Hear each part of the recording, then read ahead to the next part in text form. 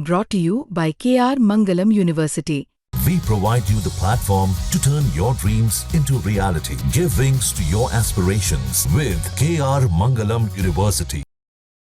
28 अप्रैल 1988 दोपहर के 1 बजे अलोहा एयरलाइन 243 तैयार हो रही थी। यह एयरलाइन हवाई एक जगह है, वहाँ की एयरलाइन थी। हवाई ग्रुप ऑफ आइलैंड है जो पैसिफिक ओशन के बीच में है और इसकी कैपिटल है होनोलुलु। ये फ्लाइट हिलो से होनोलुलु जा रही थी। 35 मिनट की फ़्लाइट है और वहाँ पर ये फ़्लाइट रेगुलर है क्योंकि वहाँ पर जो लोग घूमने आते हैं, वहाँ बीचेस हैं, पहाड़ियाँ हैं, लोग उन्हें देखने आते हैं, उनका आनंद लेने आते हैं।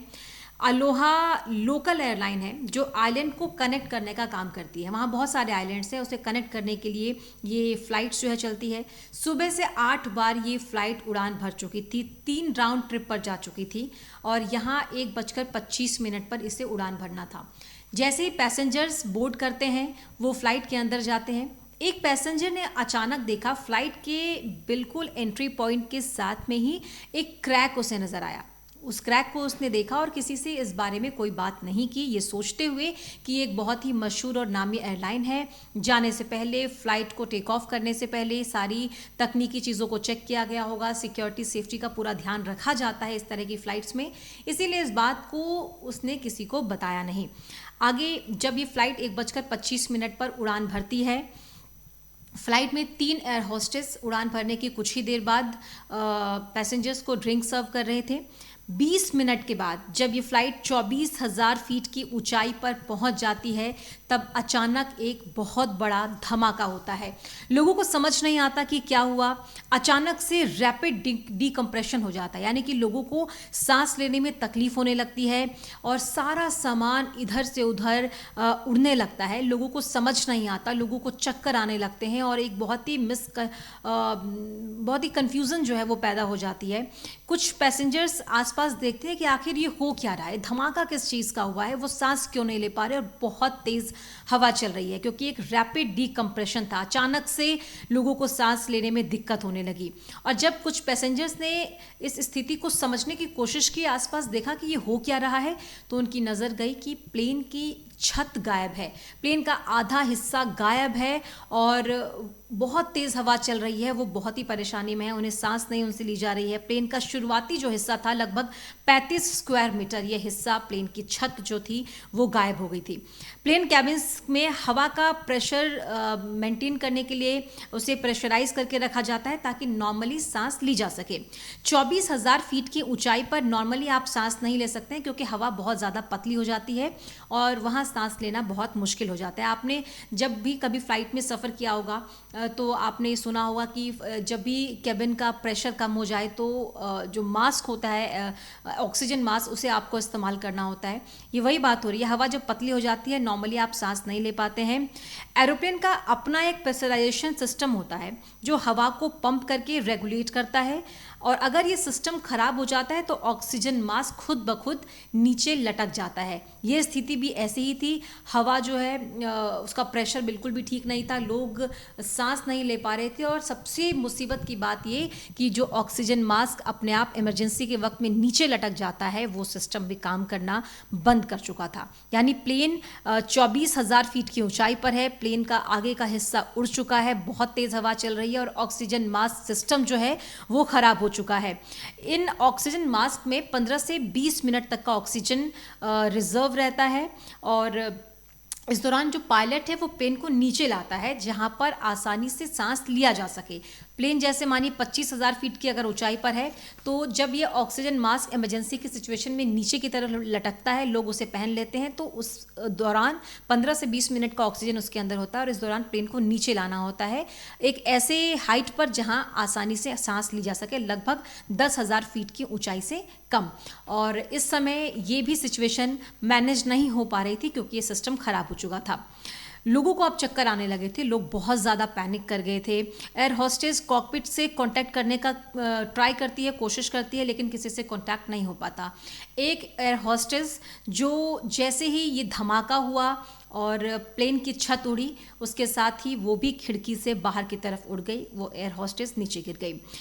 दूसरी एयर होस्टेस बहुत तेज़ हवा के प्रेशर की वजह से जो लगेज है वो उसके सर पर गिरा और वो बेहोश हो गई, वो भी नीचे गिर गई।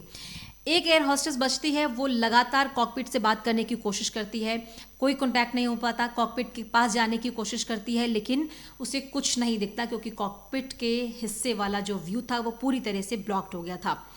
अब 500 किलोमीटर प्रति घंटे की स्पीड से हवा चल रही थी। टेम्परेचर -45 डिग्री था क्योंकि हवाई जो अलग अलग आइलैंड्स को का एक इलाका है, वो वहाँ पर लोग जब जाते हैं तो वहाँ मौसम ऐसा होता है कि लोग बीचेस पे जाते हैं, तो ऐसे में लोगों ने टी शर्ट्स और बिल्कुल समर वाले कपड़े पहने हुए थे। ऐसे में -45 डिग्री का टेम्परेचर और 500 किलोमीटर प्रति घंटे की रफ्तार से हवा चलने की वजह से लोगों को बहुत ठंड लग रही थी, हवा का प्रेशर बहुत तेज़ था और सिचुएशन बहुत ज़्यादा पैनिक हो गई थी।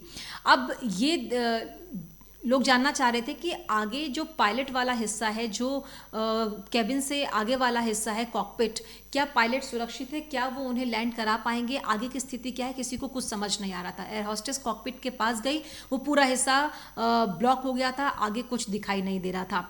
लेकिन जो पायलट थे वो पैसेंजर्स के मुकाबले बेहतर कंडीशन में थे, वो जिंदा भी थे और उनसे बेहतर कंडीशन में थे, उनका ऑक्सीजन मास्क सिस्टम काम भी कर रहा था। ये एक अच्छी और राहत की बात थी कि अब वो डिसाइड कर सकते थे उन्हें क्या करना है। उन्होंने देखा धमाके के बाद, जब कॉकपिट से बाहर की तरफ उन्होंने देखा कैबिन की तरफ, तो ऊपर का हिस्सा गायब था और ऐसे में ये पैनिक वाली सिचुएशन थी।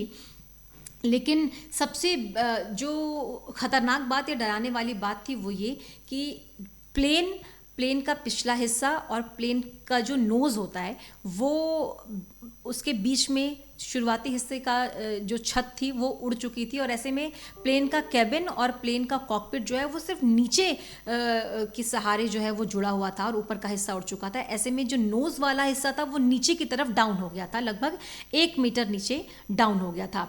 और किसी भी सिचुएशन में, किसी भी वक्त पर ये प्लेन अगर और ज़्यादा प्रेशर इस पर आता तो वो आगे का हिस्सा कैबिन वाले हिस्से से टूट सकता था। 2 अलग अलग हिस्सों में ये प्लेन हो सकता था।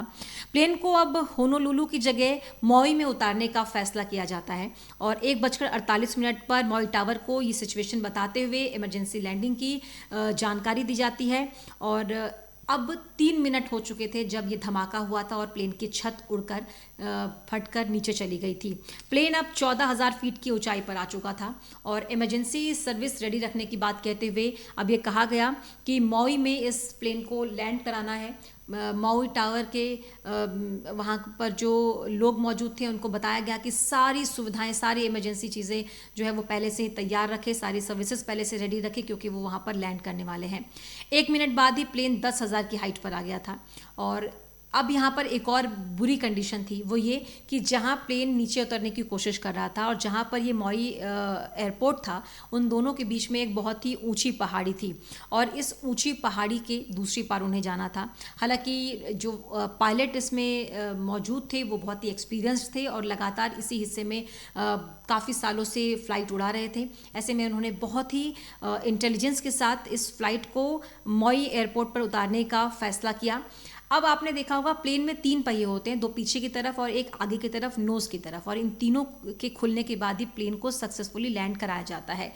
जब पायलट ने इन तीनों ही पहियों को खुलने का कमांड दिया तो पीछे वाले 2 पहिए तो ठीक तरीके से खुल गए, लेकिन आगे नोज़ वाला जो पहिया था वो नहीं खुल पाया। अक्सर ऐसा होता है कि इस तरह की सिचुएशन में भी लैंडिंग होती है जिसे बेली लैंडिंग कहा जाता है, लेकिन यहाँ पर सिचुएशन अलग थी। प्लेन का आगे का हिस्सा पहले ही झुका हुआ था और अब आगे के हिस्से वाला पहिया भी नहीं खुल रहा था। ऐसे में ये थोड़ा पैनिक करने वाला सिचुएशन था क्योंकि एक्सपर्ट ऐसा बताते हैं कि इस सिचुएशन में अगर आप प्लेन को लैंड करते हैं तो एक्सप्लोजन हो सकता है, एक धमाका हो सकता है और हो सकता था ऐसा कि उनमें से कोई भी नहीं बचता, ये प्लेन जो है वो क्रैश हो जाता एक धमाके के साथ लैंडिंग के वक्त। लेकिन जब नीचे से दूरबीन के सहारे उस प्लेन को ट्रैक किया जा रहा था उसी एयरपोर्ट से कि कहाँ पर वो प्लेन पहुँचा है, कैसे वो सक्सेसफुली लैंड करेगा, तो देखा कि नीचे वाला जो पहिया नहीं खुल रहा था, आगे के हिस्से वाला, वो पहिया भी खुल गया। तो अब ये तीनों व्हील्स तो काम कर रहे थे, लेकिन पायलट ने नोटिस किया कि लेफ्ट वाला इंजन फेल हो गया है। यानी पहले ही बहुत सारी परेशानियां, अब इस प्लेन का लेफ्ट इंजन फेल हो गया है। लेकिन अच्छी बात रही कि नोज़ व्हील जो था वो अब खुल चुका था। फिर भी अब और कोई क्योंकि विकल्प नहीं था, पायलट ने फैसला किया कि इस प्लेन को ऐसे ही लैंड कराया जाए, जो भी स्थिति है, जैसी स्थिति है। 1:58 पर रनवे पर ये प्लेन टच डाउन कर गया और सक्सेसफुली टच डाउन किया। ये तस्वीरें उस समय की बाद में बाहर आई थी कि किस तरीके से एक पूरा हिस्सा छत का उड़ा हुआ था। उसके बावजूद भी पायलट की सूझबूझ से, पायलट की इंटेलिजेंस से इस प्लेन को सक्सेसफुली लैंड कराया गया। लेकिन इसमें कई लोग गंभीर रूप से घायल हुए। एक पैसेंजर के स्कल में फ्रैक्चर आ गया, एक पैसेंजर के पैरों में फ्रैक्चर आ गया।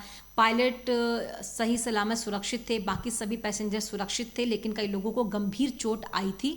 एक एयर होस्टेस जो चोट खाकर गिर गई थी, वो अभी भी अनकॉन्शियस थी, उसका भी इलाज कराया गया।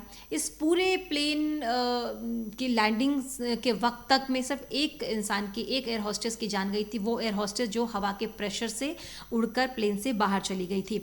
लेकिन इन सब में एक नोटिस करने वाली बात ये थी कि इनमें से जितने भी जो सभी लोग सुरक्षित बच पाए, उसके पीछे एक ही वजह थी, और वो ये वजह थी सीट बेल्ट।